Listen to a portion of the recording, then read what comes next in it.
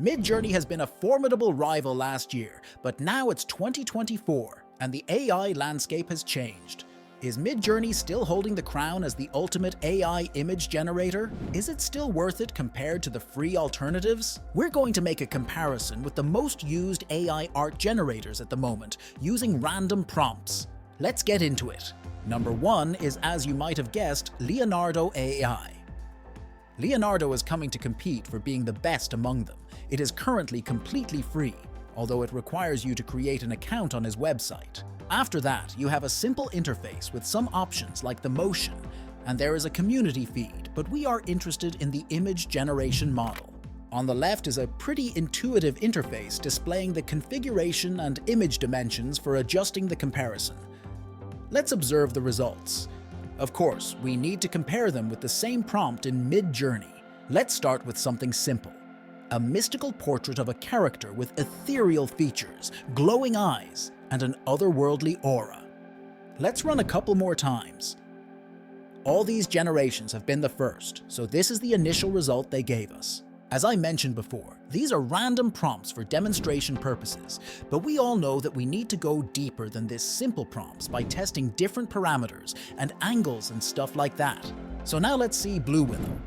For the ones who are not familiar with the platform, in the past, we could use it on Discord, but now you have to use LimeWire, which is a blockchain-based AI creator studio.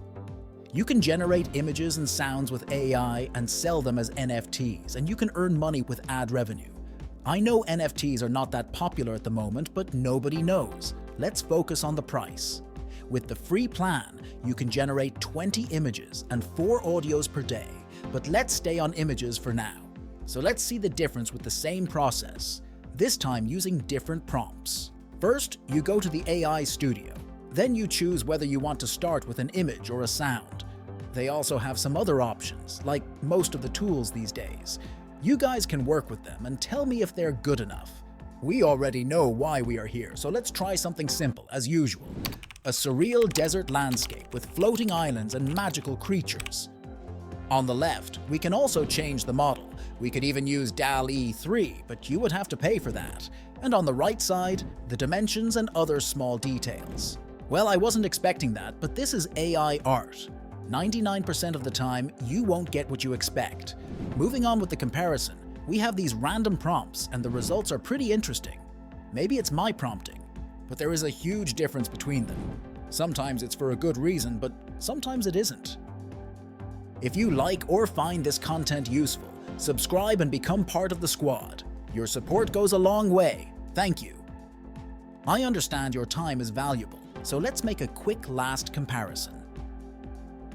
Bing Image Creator, developed by Microsoft, stands out as one of the best options currently available. Not only is it practically unlimited, allowing us to generate up to 100 images per week, but it's also user-friendly.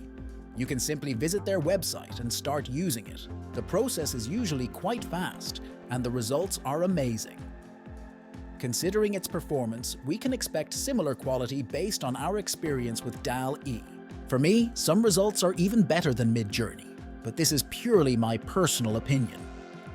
Also, consider that each generation was created with simple prompts, and there is still so much more to explore. These images serve as just a sample. If you have experience with any of these platforms, please share your thoughts in the comments. Thank you for watching and see you in the next video.